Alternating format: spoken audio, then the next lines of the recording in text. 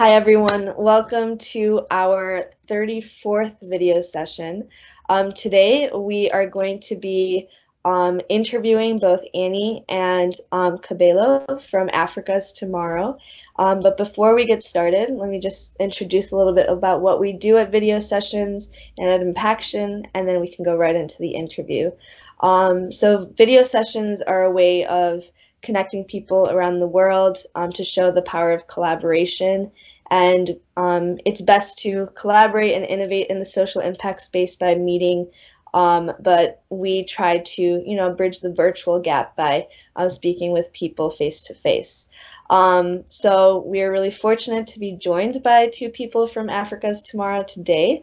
But before we get started, let's just go around and introduce ourselves in like 2 sentences or less. I'll start. I'm Shivani, one of the co-founders of Impaction. I'm based in Chicago, Illinois, and I also work at Chicago Public Schools. Annie and Kabelo, I'm going to have you guys introduce yourselves last, because then we can go right into the presentation. Lacey, do you want to go next? Hello, I'm Lacey. I'm now with Impaction and the social media marketing on Instagram. Lacey, I think there was like a little bit of static. So we can, can you hear me now? Yeah, it's better. And okay. Roger, I think you're not on mute, so there's background noise. I'm off mute now. Okay, cool. I want me to intro? Okay. Hi, Sure. I'm Roger. I work with Idea Track. We do free job training and support for entrepreneurs looking for fundraising. Awesome. Thank you. Can you mute yourself? I think there's still, yeah. Thank you. Lacey, do you want to go ahead? Okay. I'm Lacey. I'm with Impaction, and I help with their social media to get our Instagram started. Awesome. Thank you. Fernanda, do you want to introduce? Sure. My name is Fernanda. I'm from Mexico, but I live in China, and I work with a couple of projects for youth empowerment, such as UNESCO Center for Peace's Model of the United Nations, and another that is PEX Delivery, a service for delivering packages around Mexico from small enterprises. Awesome. Thank you so much. Okay. Annie, do you want to introduce yourself? And then Kabelo, you can go next. Sounds great. My name's Annie Contractor, and I'm the Executive Director of Africa's Tomorrow, and I'm based in Denver, and I'm trying to think of 2 sentences, but that's good enough. That's good. Thank you. And Kabelo, go for it.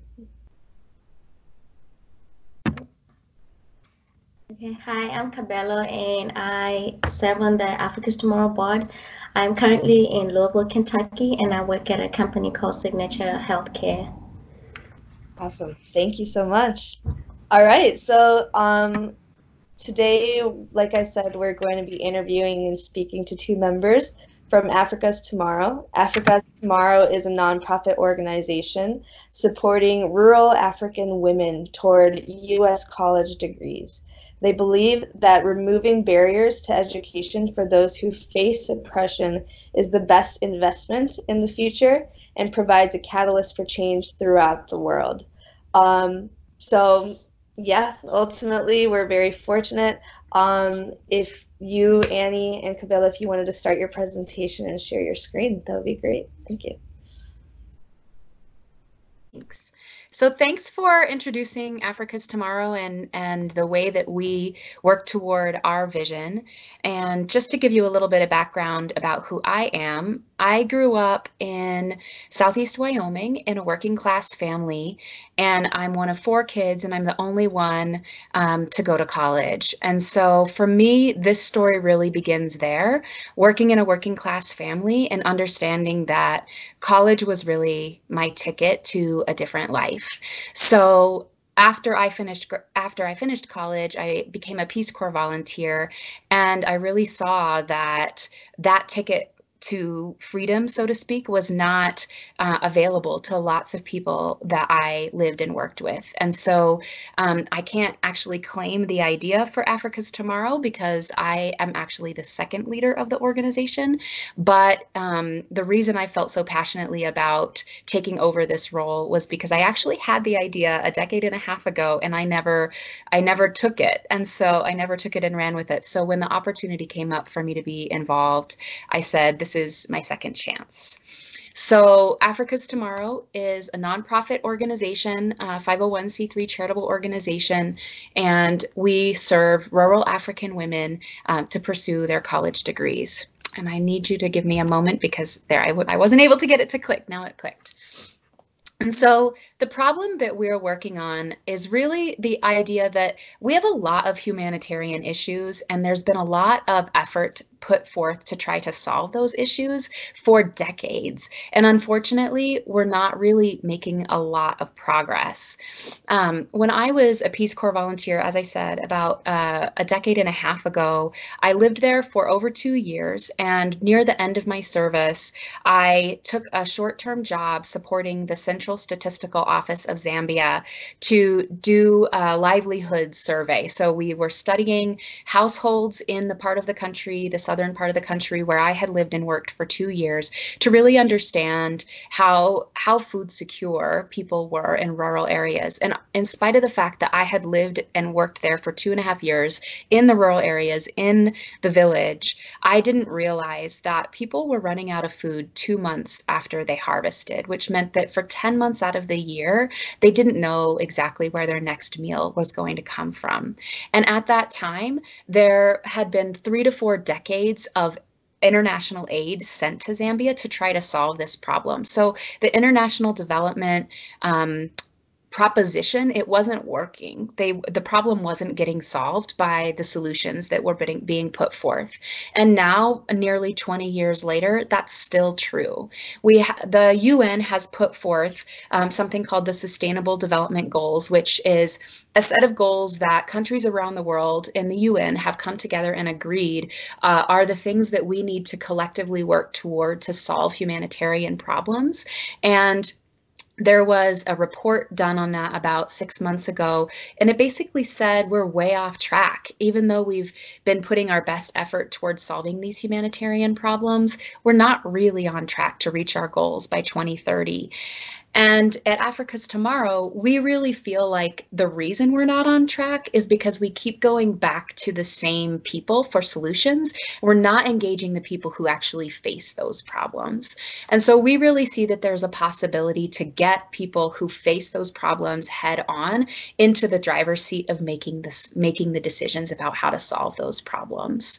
So that's what we aim to do. We don't think that education is the only path to leadership, but we see, and I see through my own personal experience, that gaining a college education gave me both the information I needed, but also the credential I needed to be taken seriously, to be at the conversation table around some of these issues. And we think that putting rural women from the African continent, who are some of the most oppressed people in the world, into those driver's seats and on those paths to leadership can really make a transformative difference to the wide swath of humanitarian issues that continue to be in the world today. So Kabelo, I'm going to hand it over to you for a moment to talk through the next few slides, and you can just tell me when you want me to go to the next slide. Okay.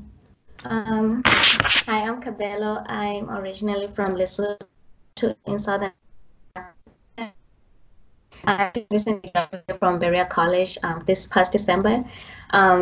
I currently serve on the board of Africa's Tomorrow, and as Annie said, our vision is we envision a world where women have equal power, and one way that Africa's Tomorrow does this is to provide higher education and opportunity for higher education for girls like myself, underprivileged circumstances.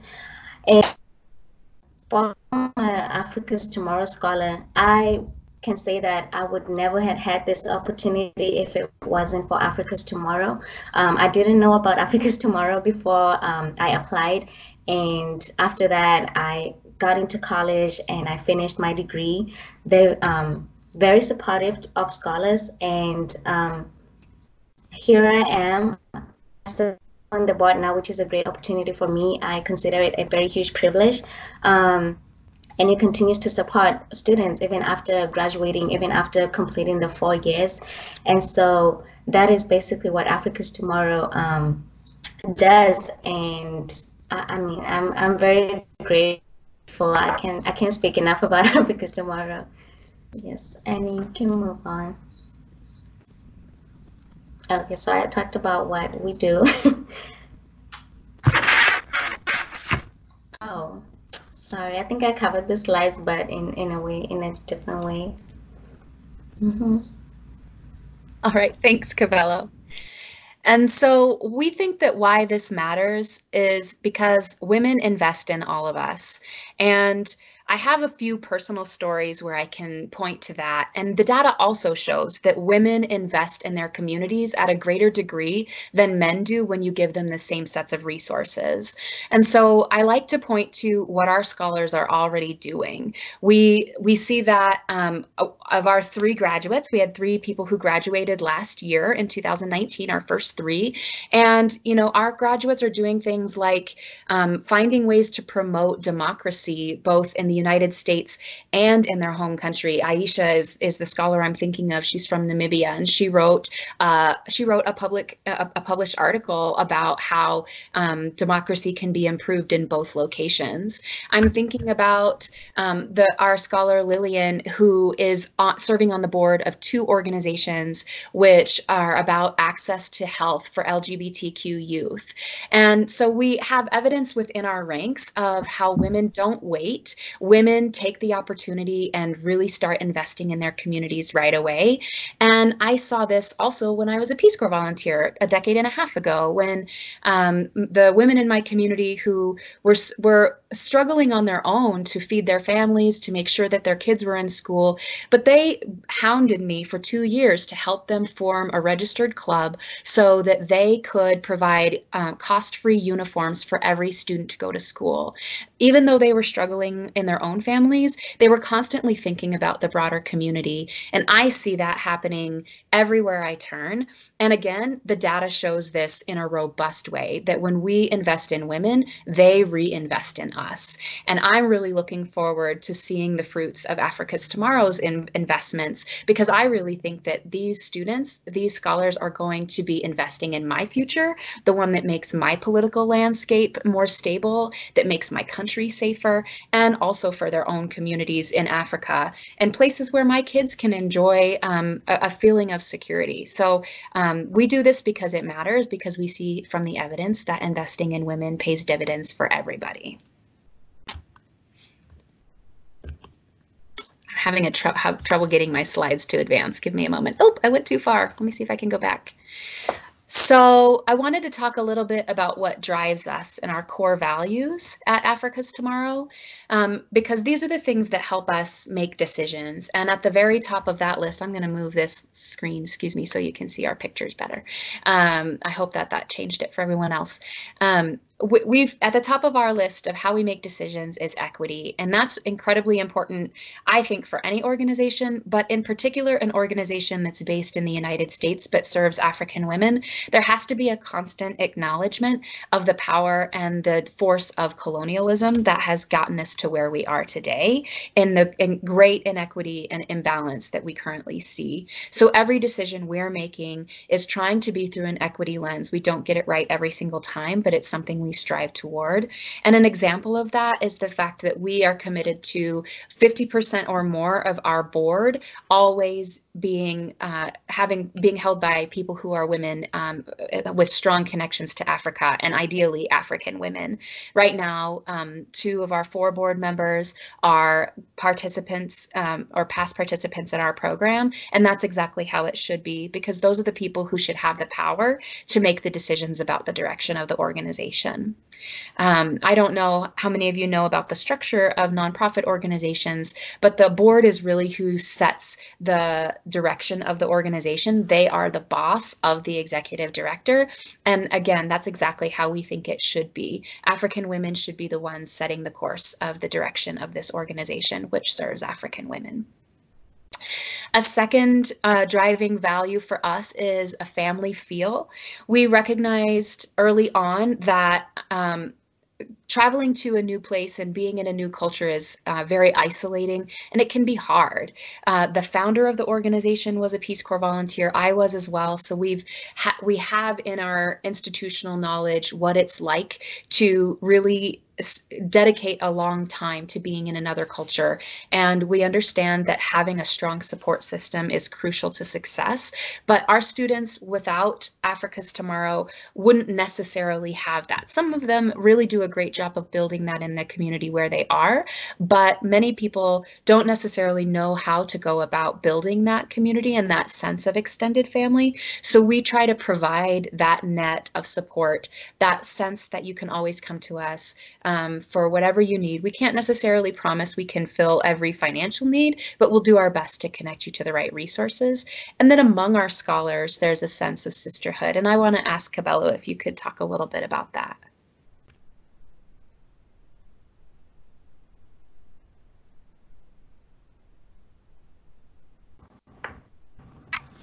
Oh, okay. Yes. So tomorrow we I actually currently live with one of the previous scholars. She just graduated to Kabelo, and I know when I was in college, like every time when things would feel really hard or I would just be struggling with my classes, and we usually have video calls where we just talk and reminisce about home or talk about our struggles at school, and that kind of helped, and it kept us moving and encouraged each one of us that even though I'm going through this, even though school is, and so I have to keep going.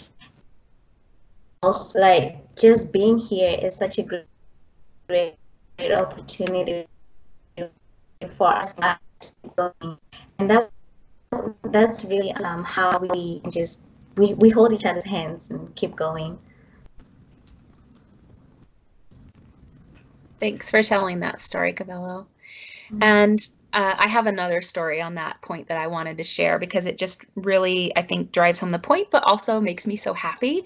We had a retreat for our scholars right around New Year's. And at that time, we had a brand new student who had arrived just a couple of days before the retreat. And so I really saw the other scholars rally around her and make sure she had what she needed, including things like hair products that would work for her, because going into a store, it's a whole new set of labels that she's not familiar with. And so I really saw the scholars take her under their wings and say, this is what you're going to need. This is what you're going to need to know. And just within the last week, one of our scholars sent me a text message saying, how is she doing? How is Grayster doing? Are those hair products working for her? Make sure you tell her to give me a call if they're not working. I have a couple of other recommendations.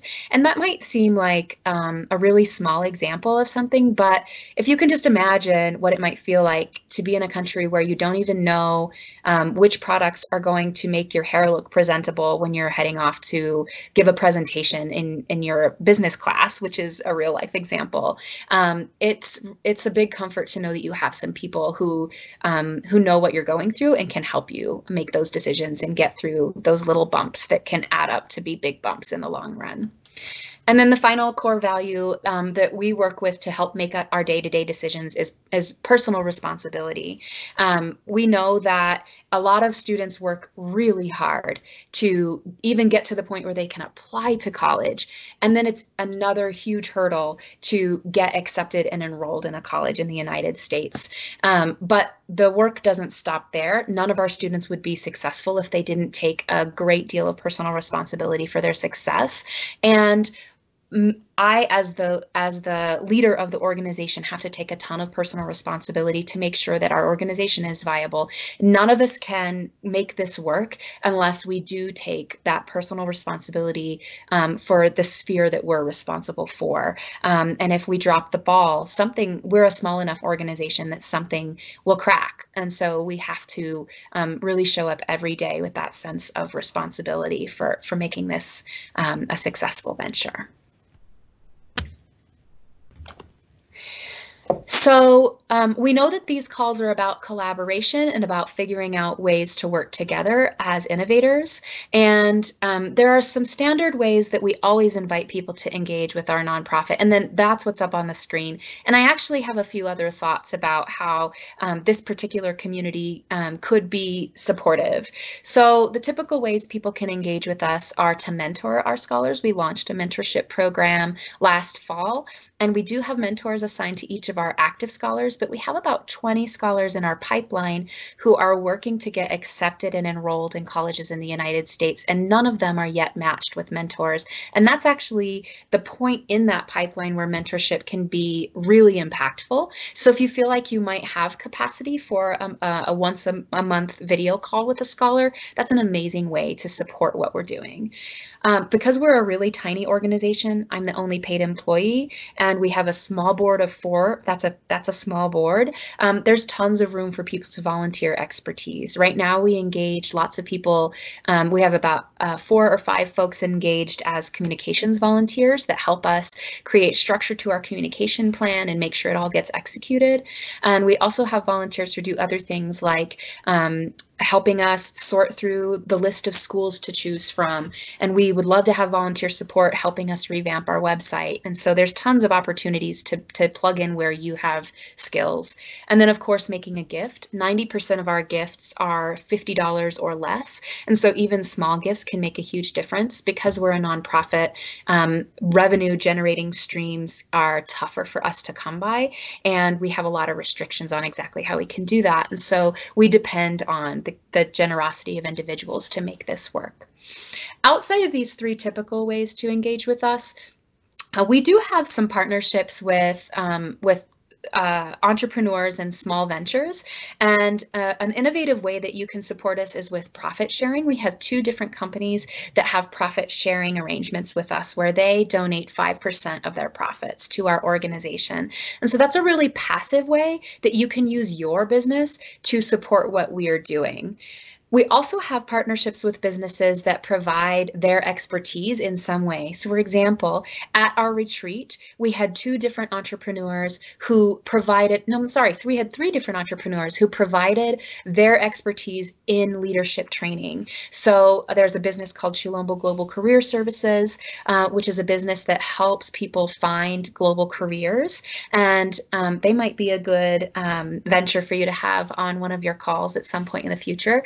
But they provided a session talking about how to be interview ready when you're at a stage where you're going to be facing an interview, and that can come at any time in your college career, and of course after your college career is done, then you might be looking for a job and finding an interview. Yeah, that was the end of our formal presentation, so I'm ready for questions.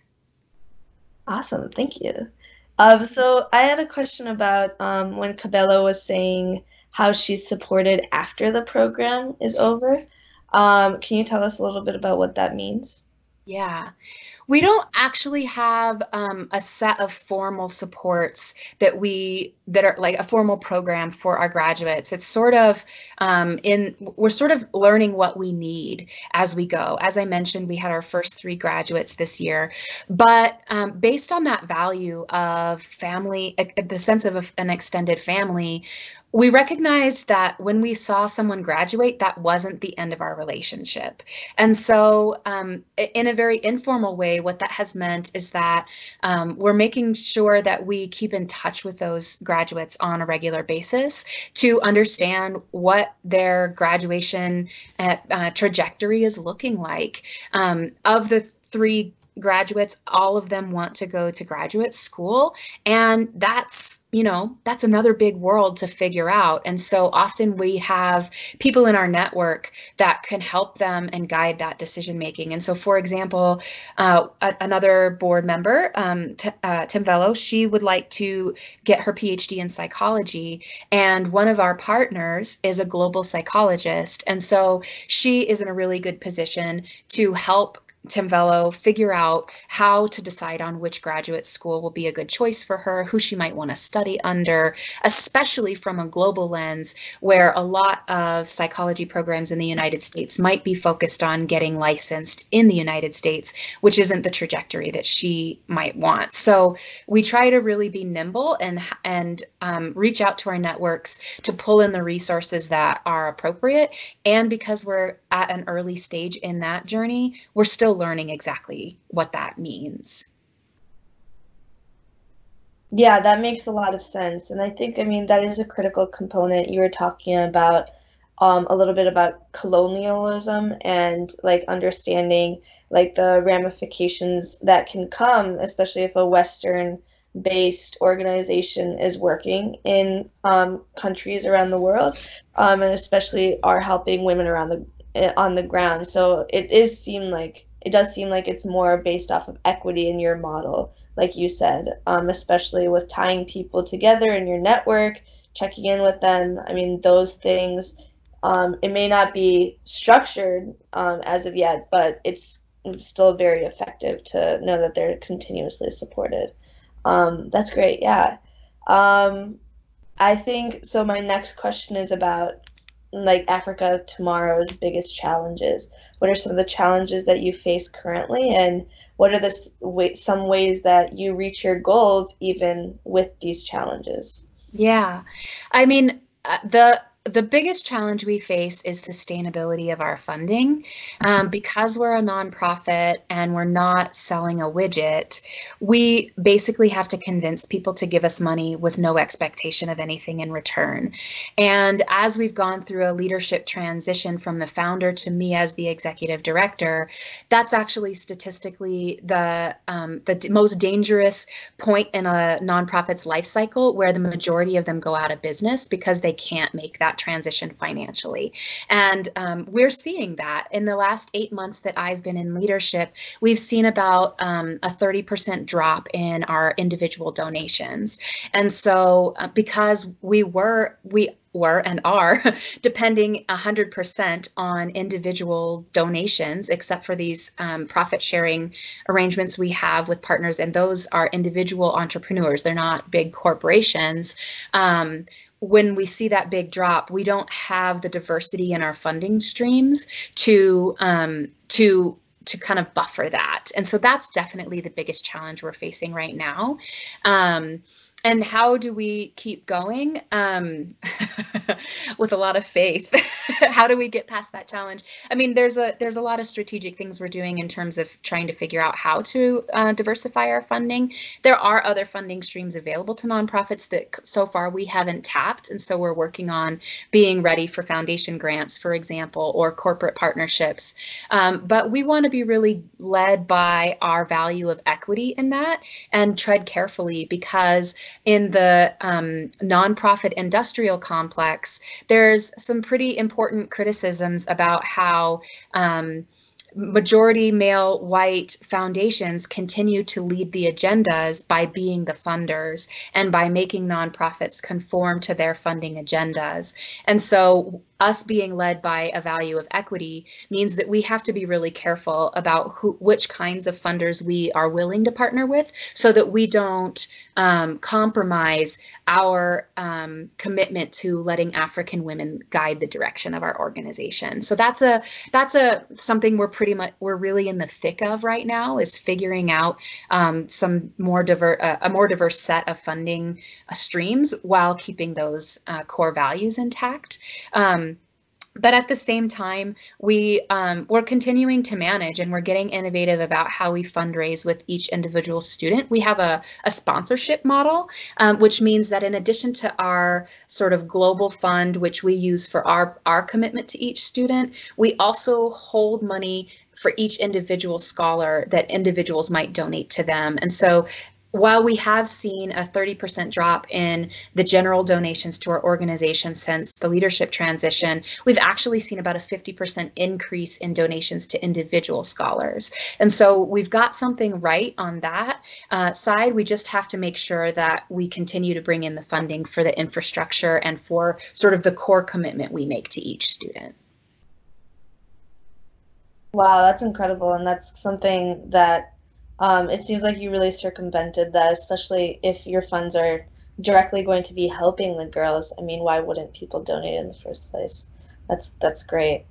Um, yeah, and I mean, you told us a little bit about like the impact that you've made so far, especially with the stories that you shared with us. Can you speak to anything else about some of the goals that you want to achieve in the coming year and what that looks like for you Yeah, guys?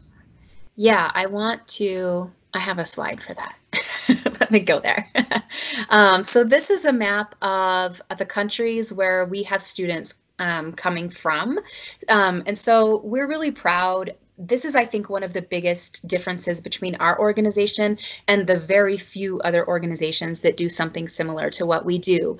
There are a couple of other organizations that support women to earn bachelor's degrees, but they focus on very narrow geographic regions. And so a big difference for us is that we accept nominations for students from any African nation, which means that we have the potential to have a much bigger geographic impact. And so I'm really proud to look at this map and see that we're not focused in one region, that we really are able to support people coming from a pretty vast difference of backgrounds, cultural backgrounds, political situations, and we're still successfully able to support them. So that's a big win for us. Um, we focus on recruiting students who have the least likelihood of having access to higher education. And I'm really proud of that too. That's another part of our niche, which is that the other programs that are like us, they tend to recruit from a specific high school, and that tends to be in an urban area. And what we see in the Sustainable Development Goals progress report is that of the ways we're, as a globe, as a world, we're failing to meet our goals, is that there continues to be a widening split between the rich and the poor. Inequality is actually getting worse, even as we see things like GDP rise in many cases. And so when we see that rural-urban split in access to education, I feel really proud that we're focused on bringing in students from rural parts of Africa, because we know that that's a group of people, that's an extra layer of disadvantage that people are facing, an extra layer of oppression when you don't have access to an urban area, transportation access, access to computers, things like that. And we're able to bring those students in. So that's a big win for us as well. The rest, I'm not going to read through every single one, but those are a couple of the things I'm feeling really proud of, particularly as we are looking at that Sustainable Development Goal progress report. Yeah, thank you for sharing. This is great, and I think this is a very transparent way of showing, I mean, your individual goals and like the progress that you've made so far. I wanted to open it up to the community. Do you have any questions, feedback, anything for Annie or Kabelo? Yeah, I do, but can you see me? No. Hi. We Can you hear me? Yes, we can see you and hear you now. Yes. Okay. First of all, I think it's wonderful what you're doing. I've been having the opportunity to contact people from Africa, and I can see that they are really going back to the communities. And I was mentioning this with a couple of friends before. I feel like some people that are having the opportunity to study abroad are not coming back to their countries, and they're not actually helping foster that development. But what I see from my friends in Africa, from the people I've met, is that they're actually trying to implement things or programs that will better their community. So I think it's great what you're doing. But here's my question. First is about how you allocate the funding. So you're mentioning you have some funding from people that give donations. How do you decide who to give the donations to, or how you're going to help students go or pursue their career? So that's the first question. Yeah. So our funding, we make a promise. It's a flat amount for each student, which comes from our general pool of money. So we support students before college by reimbursing those pre-college costs up to $2,000 US. And so those costs include things like transportation to get to the nearest city, which offers the TOEFL exam, which is usually required to get into college. The registration fee for that exam. Maybe if people need to stay overnight, the cost of the hotel where they're going to stay. Maybe if they want to take some tutoring or a TOEFL prep class, those kinds of costs, we reimburse 50% of them up to a cap of $2,000 US. Typically, people don't use all of that $2,000, but that $2,000 is available for anyone we accept into our program, 50% of those costs up to that cap. The idea there is that there is an idea in international development that when people have to put a little bit of their own resources in, there's a bit more of buy-in, like literal buy-in, and that people are a bit more committed to the pursuit of that. And so that's one reason we do that. There's also a logistical reason, which is that it's we can make our dollars go further across more students if we have that cap, if we only reimburse 50% of that. And we haven't found that to be the biggest barrier for students. So that seems to be working. When students get enrolled into a US college and they're able to get their student visa, then we offer $5,000 per year, up to $5,000 per year for each student. So students like Kabelo who attend Berea College, that's a pretty unique school. And actually those students don't usually even need all of that $5,000 per year to attend that school. It's a work college and the tuition costs are very low. Every other school in the nation pretty much is higher than that. And so we put out $5,000 per student per year toward their education costs. So that's all relatively equal. It's not exactly equal because, as I said, sometimes students don't use 100% of those caps, up to $2,000 before college and up to $5,000 per year during college.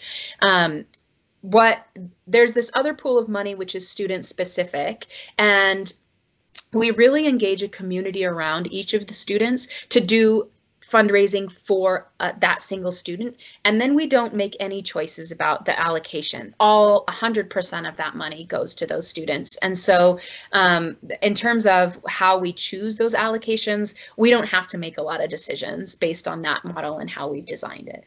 Did that answer your question?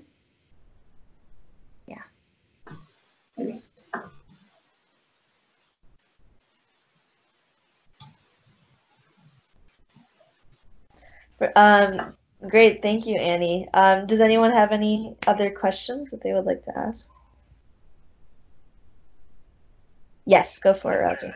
Okay, Siobhan.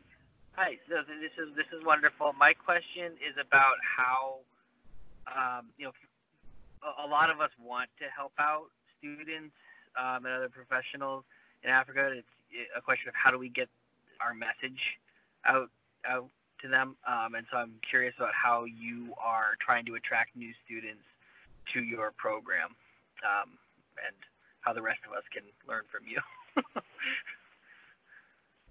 Yeah, thanks for that question. So this is actually, I think, one of our aces in the hole, is that we recruit through the Peace Corps network.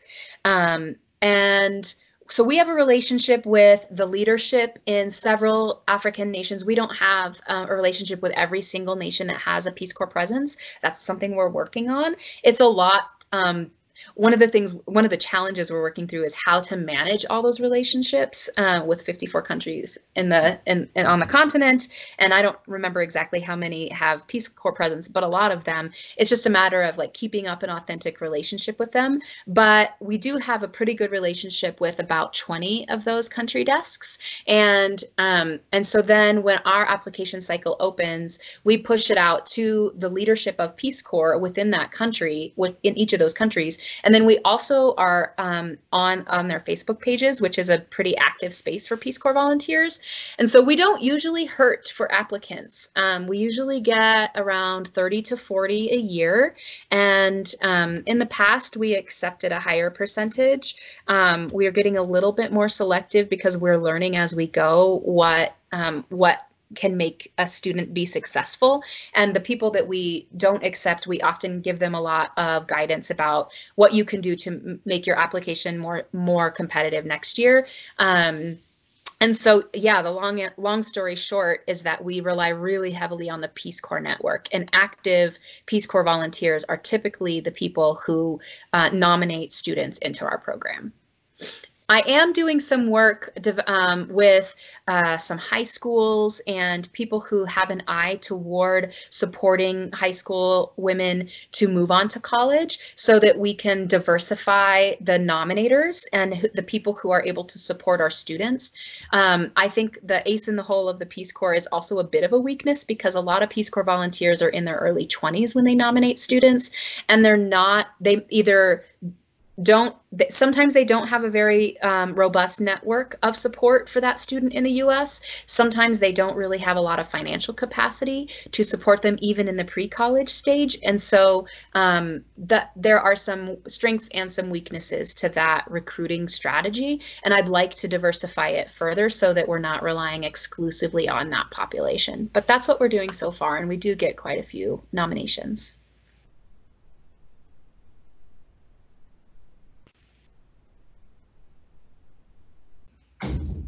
Great, thank you. Does anyone have any additional questions? I think you had one. Yeah. Please. So I'm not completely sure if I got it, but are your students fully attending U.S. colleges? Like there's no student in any other college from another part of the world? That's right. Right now, we only have students in U.S. colleges. That's something we would like to change. But the founder started the organization feeling like he only had the capacity to know how to navigate the U.S. college system. So that's where he started. And so we've actually been talking about it for about 3 years. What would it look like to support students in other colleges? There are a couple of considerations for us there. One is that core to our mission is a cross-cultural education.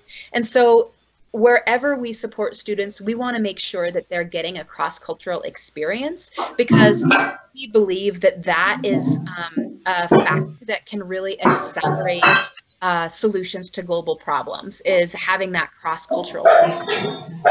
And so we haven't quite figured out how to plug that into our nomination process to make sure that if students going outside the US, that, you know, how far is far enough away from their home country to be cross-cultural. And then we have to think a lot about the education systems in other countries to make sure that we're supporting students at high quality institutions. And that's the other big barrier for us, that so for example, on the continent of Africa, there are some really excellent institutions. There are also some scam institutions. And right now, we have a good system for separating, for understanding where on that spectrum of quality a school might be. And so we need to figure that out so that we can be confident that our resources are toward a high quality education. But it is something we're actively working toward, because we don't believe that a U.S. education is necessarily superior. We just don't necessarily know yet how to assess quality. Wonderful. Well, just to put it out, if you're ever interested in knowing more about education in China, I've been through the whole process. I've helped a lot of people, especially now that I went to Ghana, trying to understand how the process for applying to China would be. And we have programs in English as well. So it's just another option you might have if you ever need any information. Thank you. I would love to connect with you offline and learn more about that. I would love that. Thank you. I love it. Yeah, so I mean, we just have a few questions left, but does anyone have any additional community questions? And also, Annie, I think if you stop sharing your screen, like we can start like seeing the rest of the people on the, yes, thank you. Awesome. But yeah, does anyone have any additional questions before we finish off and ask her some additional questions? Yeah, go for it, Roger. One more, Yeah. Shivani. They kind of came up in the last one. I just wanted to pull on that thread. You mentioned scam organizations, and I'm curious how your partnership with the Peace Corps is certainly a huge help to that. And I from a fundraising perspective, how have you seen the perception change over the last 5-10 years with investors being worried about that type of thing when you go into it? And I don't want to be too provocative, but the ICIJ just released that huge thing on the family that was filtering a bunch of money from I can't even remember the whole story, but anyways, how are you dealing with that objection that I imagine you're getting every once in a while from? Luckily, I have not seen it. I was on the board of the organization for 2 years before I became the executive director, and I've never seen anyone in our community worry that our students are scam artists or that we're trying to scam anybody. And fortunately, it's fortunate that that's true. Unfortunately, I think a big reason for that stems from white supremacy.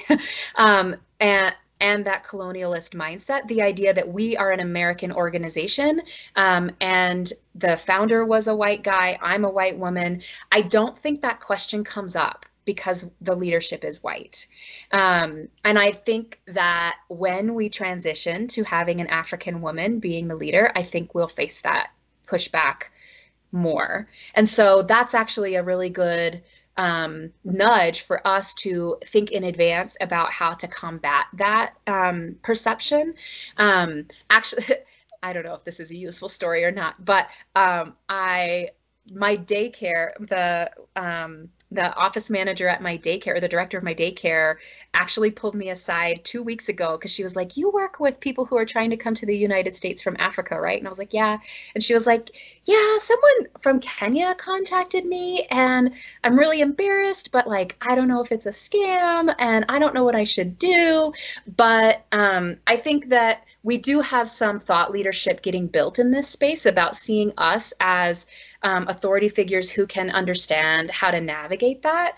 And again, like maybe that's actually a point where I would love to have any of your thoughts from this community about how to steer that away from a perception that white people know how to do that, or white people are legitimate leaders of these types of organizations and African people are not, because that's a challenge. We are also a member of a nonprofit collective in Denver, Colorado called the Posner Center, and there are about 180 different organizations that work globally, and a lot of them work in African nations and have U.S. staff and African staff. And there is continuing a disparity. We're working as a collective on how to bridge that disparity, but there is a big disparity in the perception of the African staff and the American staff. So I would say that, yeah, I think I've said it. I'm just repeating myself now, that I don't think we're facing it, and I think it's because our leadership, the face of our organization right now is white. And I hope that bringing our board our board is majority people of color, I will hope bringing their faces to the front of what we do can help to change that perception. Great, yeah, thank you. We just have one more question. What is a piece of advice that you would like to give our community? Yeah, the piece of advice I have is one that I'm trying to take to heart myself, which I'm really enamored by the idea of collective impact. As long as I've been in the development sector, which is about 2 decades, I've seen a lot of organizations with cool ideas doing awesome things in very small pockets. And that's true of Africa's Tomorrow too. And the reality is, in order to have that scaled impact, we're going to have to figure out how to link arms as organizations and work together. And I think collective impact is an emerging model that can give us some guidance to move forward in that way. And I'm still learning about it. One piece that I've really latched onto is the idea of shared metrics, that we all agree on what would be the indicators of success, and we work toward those same metrics from our different points within organizations. So I think digging into the idea of collective impact would be the piece of advice that I have in figuring out how to move that model forward as individual organizations. I like how you directly tied to data. That's something that is obviously very critical in the social impact space. And you see time and time again, especially with nonprofits and social enterprises, that like there obviously is not a one-size-fits-all type of metric, especially if people are working cross-sectorally. But there are, I mean, when you're talking about businesses and more like the financial sector, there are standardizations there. So trying to replicate a similar model, but in a way that is equitable towards the organizations is really important. So, and it's very actionable. That's always something that we can think about. So yeah, thank you very much. Before, I mean, we're about to wrap up, and I'm just gonna ask everyone to stay on this call for like 2 more minutes to share like their immediate thoughts and feedback after the recording session. But if anyone has any last thoughts or anything before we record, you can please share it. And yeah, I just want to thank you both so much for coming on this session. Thank you everyone in the community for joining and asking your questions. And yeah, I'll be quiet now. If anyone has any last thoughts, yeah, please share them now. I just wanted to say thank you to Impaction and the community for giving us this platform to talk about Africa's tomorrow and just taking time out of your day to, listen to what we have to say. Thank you so much. Thank you. Thank you for sharing this with us. Yeah, so for me, thank you, Shivani and Impaction, of course, for having this platform. I think that it's great to have these kind of sessions where we can get to know more about the problems also that these non-for-profit organizations are having and how they overcome them. And for Africa's Tomorrow, with the leaders of Africa's Tomorrow, it's really inspiring to see what you're doing and what you have been achieving, even with the small pockets that you're saying. I know that there's a lot of people who are trying to do things out of their own funding, and I think what you're doing is a great leadership for them. So thank you for that.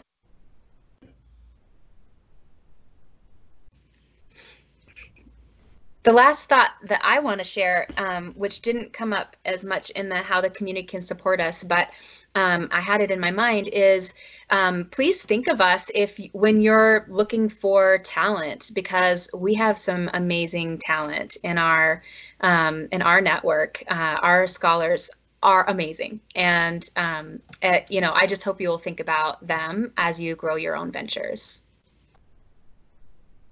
Absolutely. 100%. Let's connect after. Yeah, absolutely. So I'm going to finish this recording, and I know I want to respect everyone's time, but I'm going to send out a short survey. Annie, we will get this video session published very soon.